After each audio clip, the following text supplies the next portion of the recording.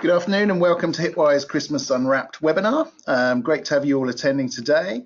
We are going to cover a few key areas here, so look at some of the key retail stats and findings from Q4. We'll look at some of the trends that we're seeing year on year, and we'll also start to bring forward some of the top players, top risers, and who saw success during the festive season. The webinar will be around 35 to 40 minutes, and then we'll have around 15 to 20 minutes of Q&A for opportunity for you to put through any questions via chat. And if we don't get to that question, we will answer that through Account Manager and get back to you with that. So just a little bit about Hitwise. Hopefully you know a good bit about us already. Just a summary of some of the key areas that are important to us. So we provide that complete view really across online measurement and then audience understanding and targeting. From a sample perspective, we really focus on ensuring we have the deepest sample in the markets that we operate, right across both desktop and mobile devices. And then from a depth perspective, we really focus around the keyword depth within our data, with a huge number of keywords that we can measure to really understand, specifically at this time of year, the top products that are really driving demand during the peak season. And then more recently, we've also done an integration with Kantar Media's TGI to bring in a whole range of lifestyle and attitudinal variables that allow us to provide even deeper and richer profiles of who the customers are that are navigating the internet. From a data frequency perspective, key focus for us really right across those trends, from seasonal trends through to hourly insights, and you'll see some of those being brought forward in the slides today. So I'm Giles Longhurst, General Manager of the Hitwise business in the UK, and joining me today is Lisa.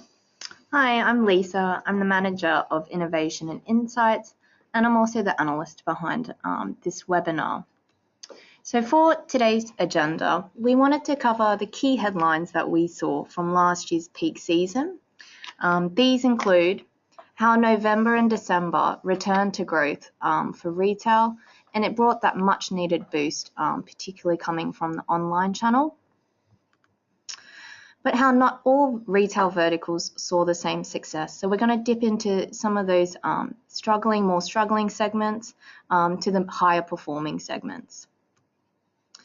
Thirdly, how audience profiles, their interests and channels of engagement shifted over the quarter, as Giles had mentioned, using some of our Kantar Media TGI variables to inform that. Fourthly, Amazon once again dominated with over 25% of retail traffic. We're going to dip into a little bit of what drove their dominance and what drove their success at the end of 2017. And finally, take a look at some of those top risers, namely Matches Fashion and also Pretty Little Thing, what drove their success year on year as well. So let's look at the first area. So what we saw in November and December was a much needed boost to retail after a tough October trading period. So building on that, October saw a retail slump of around about 1% year on year in terms of like-for-like total sales, according to the BRC. On the other hand, on the flip side, we saw significant growth in terms of online retail visits, which grew by around 6% in the month.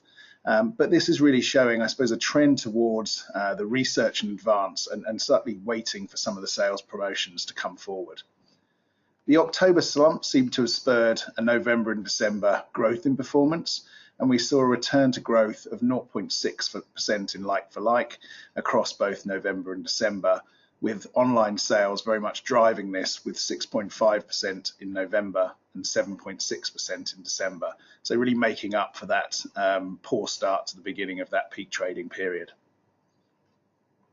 When it comes to looking at the trend itself, we thought it was useful to look across the last 3 years and view this across the pre-Black Friday period, the Cyber Week, and then going into the last minute Christmas and Christmas week. We do see very similar trends across the 3 years, with some sort of differences. And from a peak performance perspective, what we see within Cyber Week is a 6% year-on-year increase to just over the 1.2 billion visits. And then when it comes to the Christmas week, just over the 1 billion mark at a 5% year-on-year increase. The trend that I would point out is really between the 28th of October and the 11th of November, where we do see a slight change in the direction and the movement of those trend lines. And what we're seeing and what we're feeling we're seeing here is really those promotions where they're starting earlier and starting to drive performance and growth in visits as we go from the beginning of December, whereas in previous years it's really been in the week or the 2 weeks leading up to Cyber Week. So a slight shift that we're starting to see occur and probably will be even more pronounced next year. Looking at conversions, we can really start to drill into what's sort of driving the performance of conversion across this period. So breaking this down into the early bird, the Cyber Week, and leading up to Christmas periods, we see a change in activity. So during the early bird period, we see visits climbing and also search share rising, but we also see conversions declining slightly from the period in September, around about the sort of 5% mark as an average. As we go up into Cyber Week, we really see a spike in terms of the number of visits, and we see search share peak at around 31%. And from a conversions perspective, we actually see a reduction, so coming down just below the 5% period level during this period. When it comes to Christmas, we see visits decline, and not surprising, we start to see the conversion rates increase. So some useful benchmarks to start using within your businesses to understand how you're performing. And at peak conversion, we're seeing a conversion rate around the 6.3% mark. A lot of this we're seeing driven by some of the really high conversion rates that we're seeing out of Amazon as well. So some good sort of stats to look at and compare to your own numbers. And then looking at it from an offline to online perspective and trying to see where the big shifts take place, again, across these key trading periods. So in October, we start to see a divergence between both the in-store and online, so strong growth coming through from online sales, and a reduction in terms of the amount of in-store retail visits. As we go through the November period, we see them coming together slightly, with only really a shift of -5 and +6 during that Cyber Week period, and then moving through into Christmas and the last minute shopping period. Probably the most pronounced trend that we see within this is that week of the 16th of December, where we see quite a significant year-on-year change in terms of in-store, which seems to be then reflecting in the online visits the following week or the following 2 weeks, where we're seeing quite substantial increases. So it does seem like there's a sort of lag between both the in-store and the online of around 1 to 2 weeks, which is driving those trends through that period. And finally, when it comes to our headlines, we also wanted to show you the top 10 retailers. So this is over the period of November and December 2017 compared to the previous year. So when it comes to the top 10 retailers, more or less it's fairly stable with 2 call-outs. So with Amazon, once again, they dominated with 26% of retail traffic. This was fairly static across the 2 years. Another notable point is that ASOS and Boots at 2% growth and 11% growth respectively, they entered our top 10 rankings at the end of 2017. Which moves us on to our second headline, where we saw that not all retail verticals performed the same or saw the same success towards the end of last year. So let's zoom into Black Friday, where we are pinpointing here hour by hour performance in the retail industry. So what we see is that really in those early morning hours, people are accessing different retail specialists at different points in time. There's a higher share from 12 a.m. to 6 a.m. of computers, video games, appliances, and electronics. This then shifts to a higher share of ticketing, into around about the lunchtime hours and early afternoon. There's a shift to groceries and alcohol, as well as rewards and directories. And finally, towards the end of the day, there's a higher spike in apparel, sports, toys, and health and beauty. So what this chart shows is just a snapshot of one day, but how did these verticals perform over the quarter, and particularly over those 2 peak weeks that Giles had mentioned? So firstly, looking at Black Friday week, so the week ending the 25th of November 2017.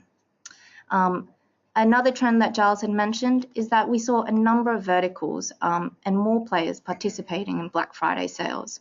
So this is demonstrated here with a number of verticals such as apparel, house and garden, sport, health and beauty, and groceries, seeing double-digit growth when it comes to visit share online. When we compare that to the retail industry average, which grew at 5.3% year on year, an interesting point to note is that the two more traditional verticals for Black Friday, such as electronics and toys, actually grew at a slower rate than the industry average itself. So comparing this to the second peak week, which occurred over Christmas, so this is the week ending the 30th of December. Only 3 of these verticals saw that same double-digit growth online, and these were house and garden, health and beauty, and groceries, who were able to continue that year-on-year rise. Another point to note as well, toys only grew at 3% year-on-year, which was also below the industry average of 4.5%. So digging deeper into toys and hobbies, we did see that these toy specialists didn't really see the same rise that they'd had in previous years. And so we thought we'd look at the actual top products within this group. What we saw for 2017 was that fingerlings didn't really reach that same status that we saw for Hatchimals, which really blew things away last year with the growth that it saw.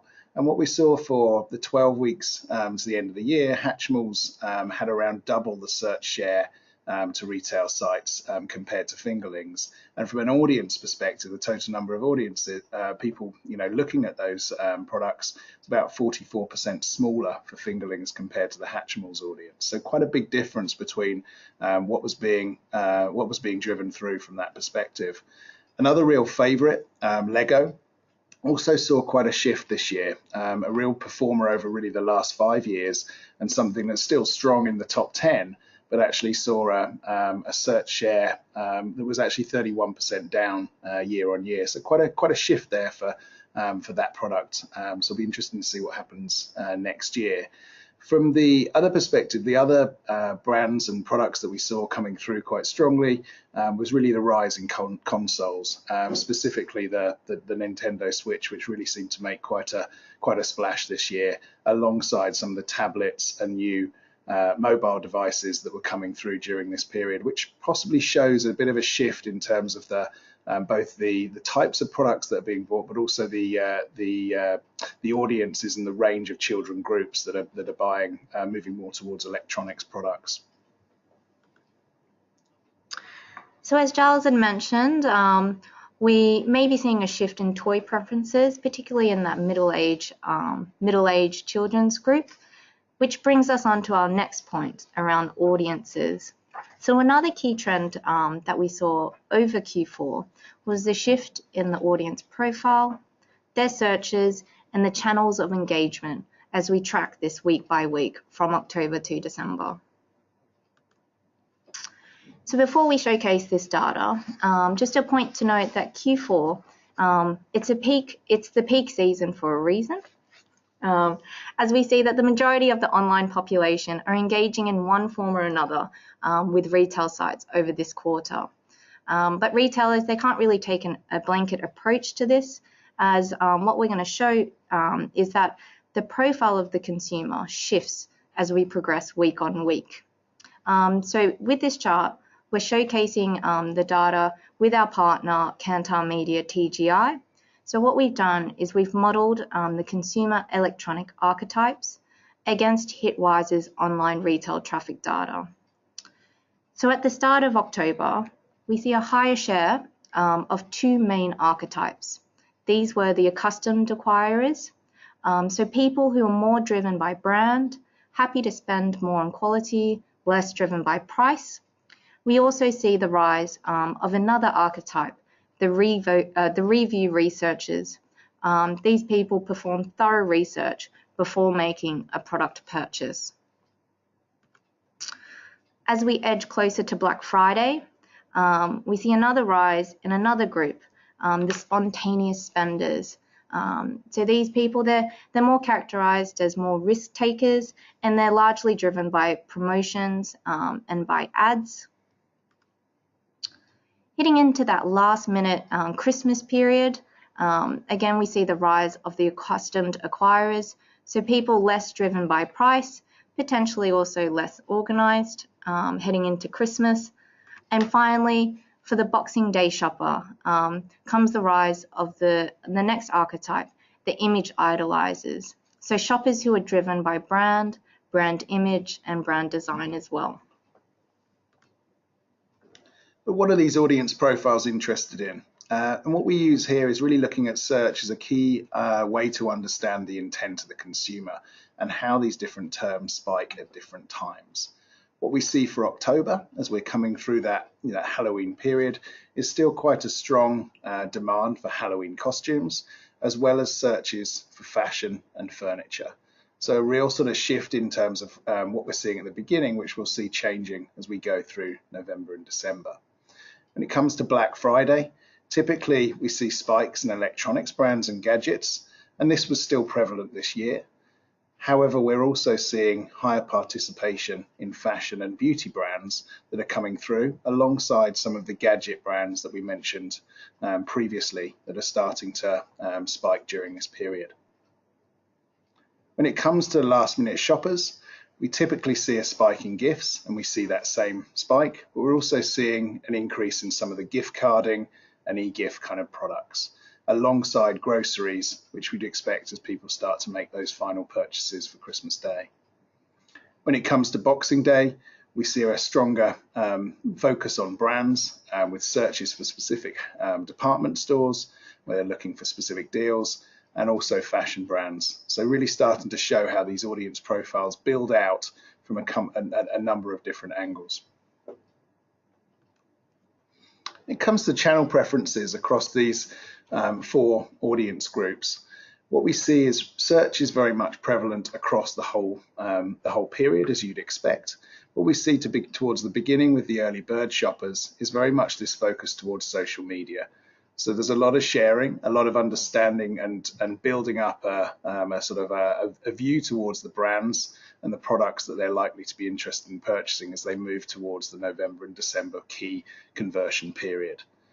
When it comes to Black Friday, we see a rise towards email, as well as some of the rewards and voucher sites. People are looking for deals that are going to be purchased during that period of Cyber Week.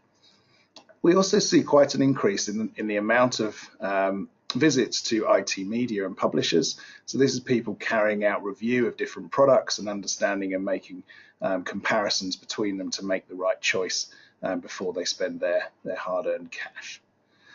When it comes to Boxing Day, we then see a shift towards some different channels here, with news and media publishers coming through, as well as online television shows that they're viewing online.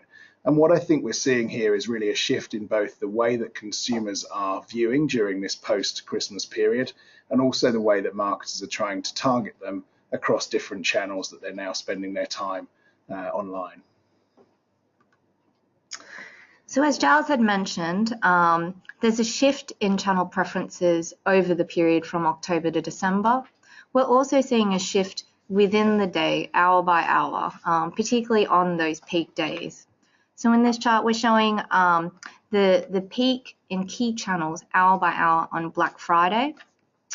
So search, as Giles had mentioned, by far trumps all other channels, where clicks from search start to rise from 9 a.m. But there are some interesting trends when we zoom in to those smaller channels in the chart below. So if we were to exclude search, other channels such as rewards, such as email, and news publishers, they begin to rise and peak around that 6 a.m. and 9 a.m. mark, giving opportunity to retailers and to brands on how to target in over this peak day.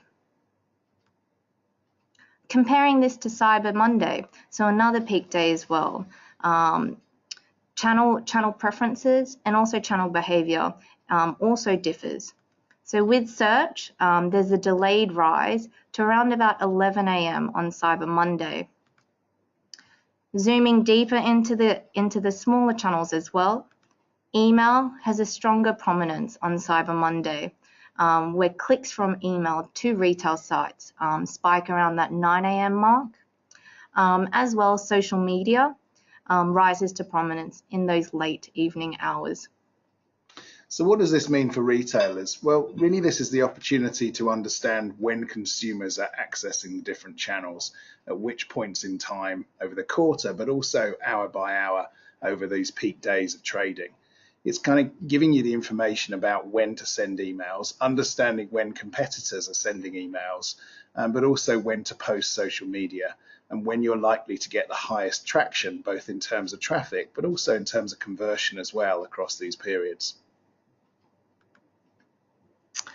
So once again, one such retailer that did this very successfully over the last quarter was Amazon. And we're going to delve into a little bit more, particularly in their use of email and how they drove, how that drove traffic. So Amazon in Q4 received over 25% of retail traffic. And we're also going to showcase how the sales of their own products also drove this growth as well. So zooming a little bit deeper into Amazon's strategy over Cyber Week, what this chart shows you is hour by hour on Black Friday. Really no other retailer matches the level of traffic that they receive. So a little bit about their Cyber Week strategy. Amazon launched their sales on Friday the 17th of November. So that was 3 days before the commencement of Cyber Week. On this Friday, they saw just over 40 million visits to their site as well, which was about a 12% increase from the previous day.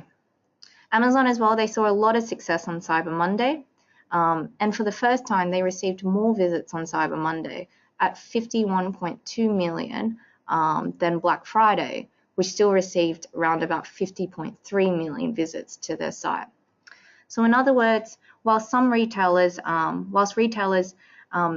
more or less had more of a focus on Black Friday, Amazon still went fairly aggressive right through to Cyber Monday, seeing that success right through that week.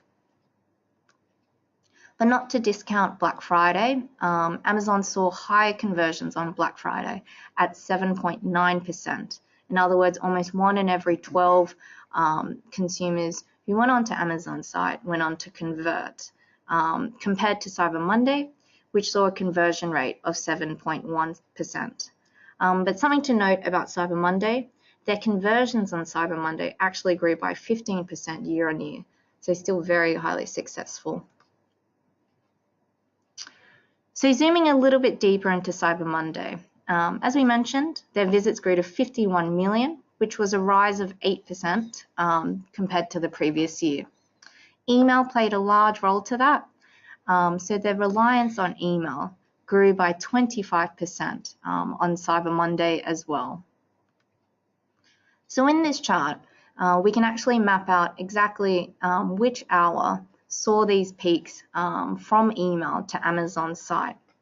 So over the course of the day, there were several peaks around about 2 a.m., 6 a.m., 9 a.m. and also 1 p.m., which corresponded to dynamic emails that Amazon sent through, emphasizing the big discounts that they were sending, and also emphasizing consumers to hurry before Cyber Monday finishes. And then in terms of the products that were driving this, there's always a large dominance behind these trends in terms of the top products that are being promoted. What we see here is really looking at the singular product purchases for both Amazon products, branded products, as well as other products that they're showcasing. First up, we have the Fire TV Stick with Alexa voice remote, was the #1 singular purchase product on Amazon during this November to December period. And we're seeing a really strong conversion rate, just around the peak level that we saw across the whole industry, which 6.3%. Here we're seeing a 6% conversion rate for this product. The next one that's interesting is really around the Amazon Echo Dot, all second generation products, but with the different colors that we're seeing from the black, the charcoal and the white. And what we're seeing is very much the black is the one with the highest volume, with nearly 250,000 singular purchases, but with a much lower conversion rate to the white, which is showing that there may well be a sort of a decision that's been made before purchase, which is driving that conversion rate on the white Amazon Dot up to 6%. So some quite interesting trends just within their own products there, and the way that they're branded and manufactured. When it comes to other products, we see quite an interesting trend here, which we hope is something that could be interesting for other retailers to grasp hold of for 2018. These are really for their gift cards, and you'd expect to see a higher conversion rate, and we certainly do. We're seeing conversion rates well over the 20% range, and even up to 43% conversion rate for people looking at these e-gift cards. What's also interesting to note here is the different branding, the different designs that are actually really providing a kind of additional ranges and really satisfying different age groups and different gifting ideas and different audiences, which we talked about in the previous slides, which becomes a real opportunity for developing a deeper gifting strategy, which may also start to tell us a little bit more around why we saw a drop-off in some of the toys that were purchased last year, as we're seeing more gift cards being used as a way as allowing people to take a little bit more control of what the purchases are for their children during this period. This moves us on to our final headline. So whilst Amazon took over a quarter of retail share, a number of online retailers and brands still saw success and still saw substantial year-on-year growth in the November and December period. So coming from a smaller base, a number of new and growing players in the luxury and beauty space, fast fashion, as well as overseas retailers saw that double-digit and even triple-digit year-on-year growth. We're going to zoom into some of these key players. So Matches Fashion, Pretty Little Thing, PLT, and Tmall, which is owned by the Chinese group Alibaba. So whilst these three players, they come from fairly different verticals, one point that is common across all three is that digital innovation and meeting customer expectations was at the heart of their success across the three. So firstly, when it came to Matches Fashion, when we're looking at that October to December period, visits to their site grew by 80% year on year. We see two spikes when we look at the weekly trend. So Matches saw a 106% rise in visits over Black Friday week, which is quite interesting, seeing that luxury doesn't normally play in that Black Friday sales period, but a trend to look out for as it's growing each year. Luxury tends to more align to the Boxing Day sale, but Matches Fashion still saw a rise of 23% in traffic in that week ending the 30th of December. So when it comes to luxury, Matches Fashion, they're really one of the forerunners in that space. They have a deep understanding of who their customer is and how to meet their expectations online. For us, Matches Fashion, they really understand how to deliver on customer loyalty and innovated in areas that matters the most to their customer base, namely experience, delivery, and also having an extensive product offering. So one such innovation that we found was quite interesting and very leading for their industry was launching a 90-minute delivery service in selected locations in London. So this launched towards the end of 2016, start of 2017. They also strengthened their premium delivery services to allow that luxury consumer to choose the exact date and the exact hour of when their products are delivered to their doorstep. This moves us on to our second top riser, PLT, who quite interestingly, they sit on the opposite end of the fashion spectrum, one of the leaders in the fast fashion space. Even though they have a very different consumer base, PLT, we believe, have a very clear understanding of who their audience is and a very clear understanding of how to target them, essentially by being very young, very fast, and also very social. So what we saw over 2017 was a lot of effort being put into strengthening their social media strategy, as well as their celebrity and reality star collaborations. You might have seen on the subway or different adverts here and there. Towards the end of the last year, PLT collaborated with one of the Kardashians, Kourtney Kardashian, I believe, with releasing a Christmas party season line as well. So in this chart here, we wanted to zoom in on what PLT did quite differently on Black Friday. So they also had a very successful Black Friday. Total visits to their site grew by 87% year on year. The reliance on social media, so clicks from social media to their site, also grew by 57% year on year as well. So if we were to zoom in hour by hour, we can see exactly when PLT saw a spike from social. So they use different mediums such as Facebook, such as YouTube to drive that traffic, particularly in those evening hours from 7 to 11 p.m. They use social media to promote those extensive discounts and also to promote flash competitions as well. Another key point that we wanted to note, so to create that urgency on Black Friday and also on Cyber Monday, PLT, they featured a countdown on their site, which had the percentage of discounts that a consumer could receive drop as the hours passed, hour by hour, which is quite interesting. And finally, moving on to our third top riser, Tmall. So Tmall's owned by Chinese giant Alibaba Group. So whilst their dominance is quite well established in Asia and also in China, particularly in China, Tmall is starting to make a splash in international markets like the UK. Their main sales event, which is Singles Day, this falls on the 11th of November. So visits from the UK to Tmall's site grew by 206% year on year, which was to roughly about 500,000 visits to Tmall's site. So when it comes to 500,000, this number is fairly small when you're to compare these numbers to Amazon, for instance, in the UK. But when we look at the Singles Day performance on a global scale, Alibaba makes about $25 billion in sales globally. And this number just continues to increase. So this was an increase of 39% year on year. So if we were to compare this to Amazon, Amazon made about $3 billion USD in the US on Black Friday. So substantially larger and still growing.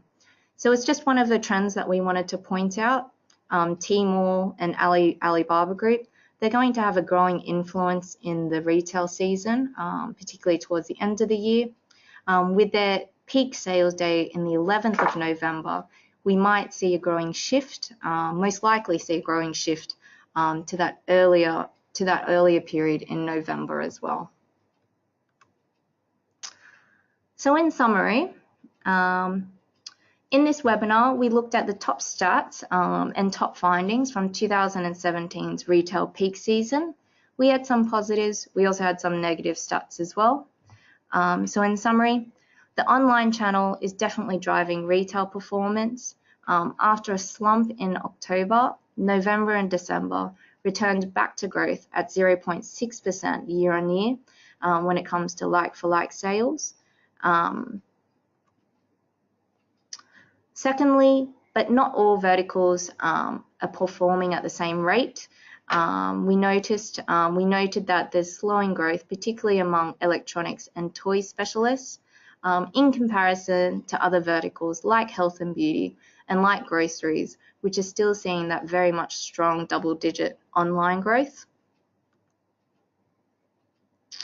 Audiences, something that Giles had covered, audience profiles, what they're searching for, the channels that they prefer, is also shifting over the quarter. So matching this with Kantar Media TGI variables, we see a shift from review researchers and accustomed acquirers at the start of October through to more image idolizers towards the end of December.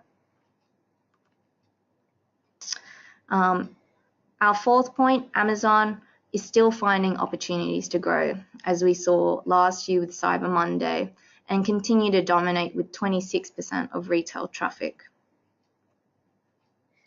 And finally, when it comes to top risers, like the stories that we mentioned for Matches Fashion, PLT, and Tmall, these three retailers, although they come from very different retail verticals, they show that the importance of digital, social media, and meeting your customer expectations online is really what drives success year on year. Great. So what are the challenges and opportunities for 2018? So we really see a continuing story around online migration. We see some pretty exciting success stories that we're coming through in terms of how to grow, audience size and acquire new customers overall. But overall, we are seeing that continued shift. We're also seeing a trend which really builds on last year, which is these extended promotional periods. They're starting earlier, they're lasting for longer. And really the question for retailers is, what is October going to look like going forward? Is this going to be a slump month going forward and we're always going to have to accept that? Or is there an opportunity for how retailers can really use October to start driving loyalty and improving their targeting going through into the peak trading period of November and December?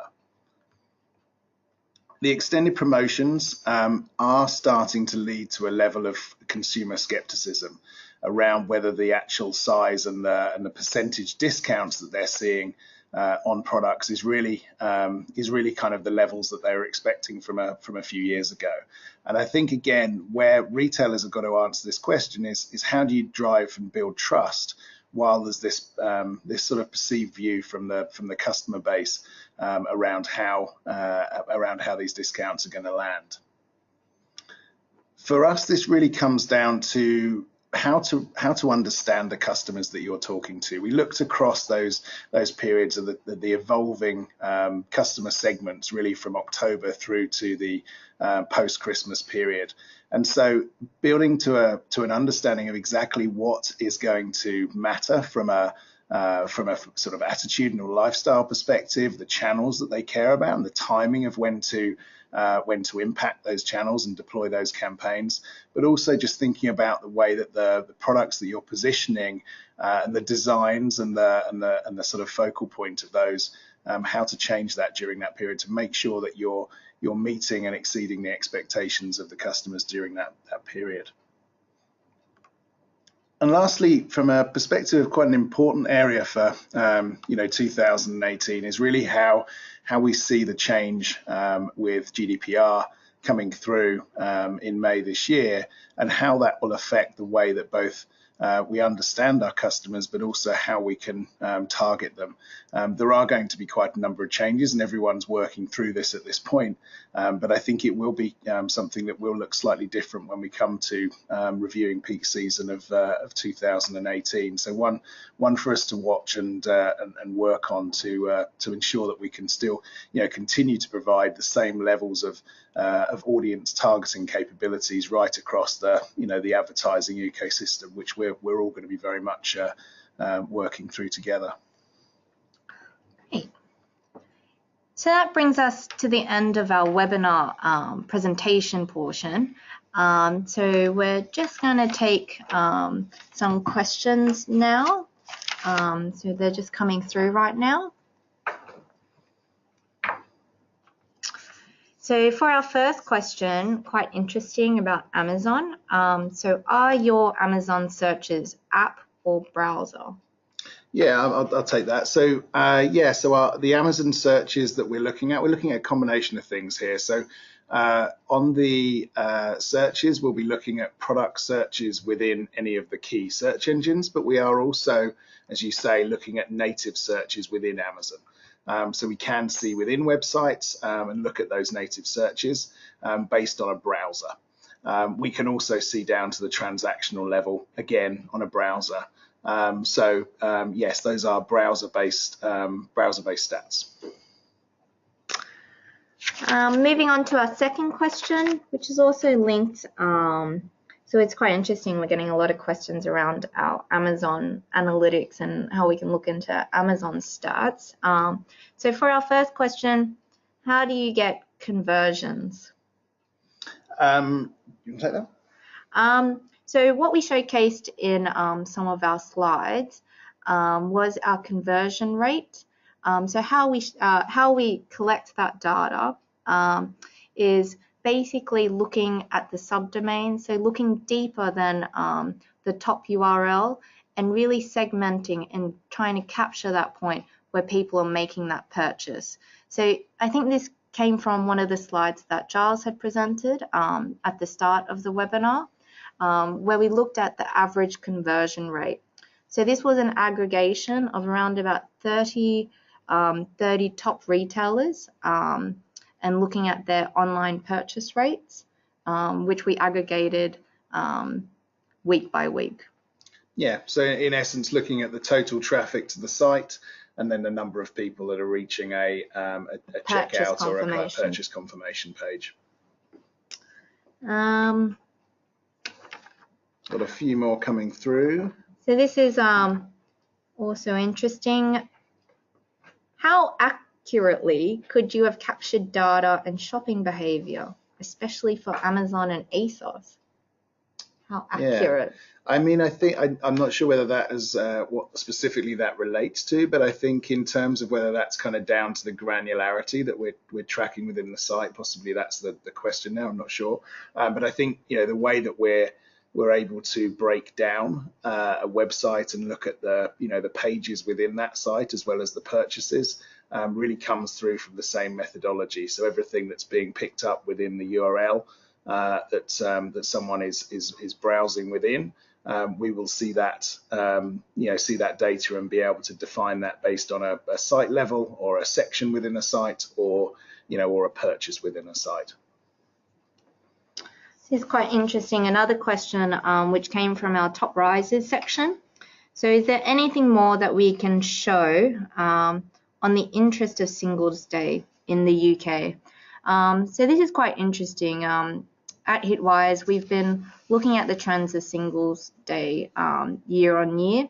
So really it's growing exponentially, but still from a very much a small basis.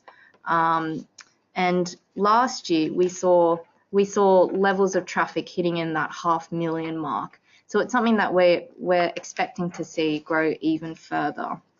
Another thing that we're also noticing, so Tmall is still very much targeted in the Chinese language. So we're going to see a rise in different affiliates or different agents who are helping UK consumers purchase on the giant Alibaba and on Tmall to facilitate that communication between the two. So it's something to definitely look out for. The base is small, but it's just growing at such a huge rate that it's something that retailers definitely need to look out for this year. Just to say, we're seeing a few questions just around specific stats, and we will of course be sharing the presentation with you as well. So you'll have all of the stats that are within this presentation that you can use after the event.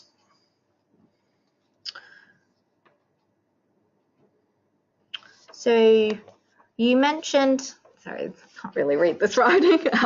You mentioned October saw an underperformance across the board.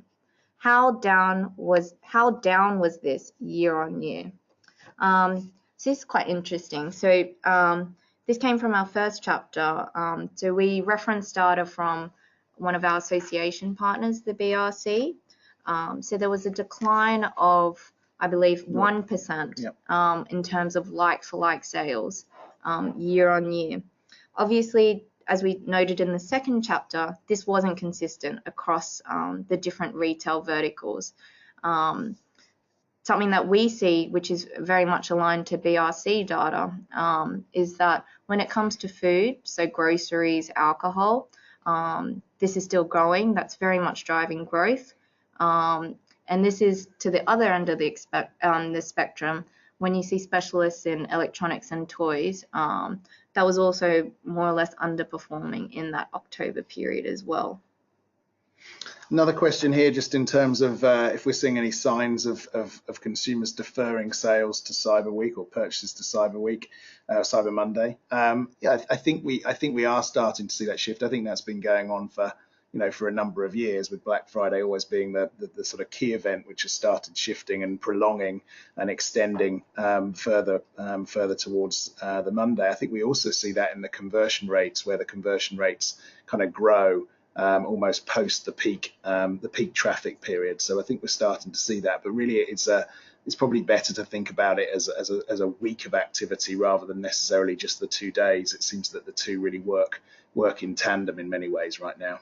Yeah, and so last year we also published quite a bit on Cyber Week, and when we compared retail traffic year on year, we saw that on Black Friday, visits to retail sites actually only grew by 1% on Black Friday.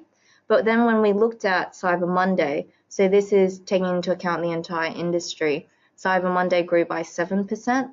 So it's really that opportunity for retailers to look beyond Black Friday. Another trend as well that we saw was, and something that Giles had also mentioned, was we're seeing faster growth in that week before Cyber Monday. So there's definitely a shift in behavior. People are not just waiting for that one day, and retailers are definitely starting their promotions earlier, which is something that was a caution note that we mentioned at the end of the webinar too. One point rather than more of a question, I think it's quite an interesting one that's come through, is just that 2017 was the first year since 2012 where Black Friday fell before the 25th, which is when most people are getting paid as well. So that's quite an interesting, driver of those trends as well, and a year-on-year shift that we're seeing. So that might be an interesting one we can look into in a little bit more detail. And it will be more pronounced this year too. Yeah, with the dates falling even earlier than the 24th. Anything else? I think that's there's one more question, or final question, which I'll let Giles answer. So do you use cookies to get your online data? No, we don't. No, we use so basically what we're tracking from a device level, in essence. So whether it be a desktop or a smartphone or a tablet, we're picking up all of the browser-based activity within that device, and then we're taking that data, gives us the full view across the activity of that device, and all of the events that took place, whether that be a website visit or a search that we're picking up through the URL. We're then taking that data, we filter that, we weight that, and then we kind of scale that up into the metrics that you see within the product here. So yeah, it's kind of coming from a device level and the browser within that. Great. So I think that wraps up all of our questions. Please feel free to get in contact with your account manager or your consultant to send more questions. We will be circulating this deck and also the recording in a couple of days' time. So yes, please feel free to send your questions, and thank you for attending our webinar.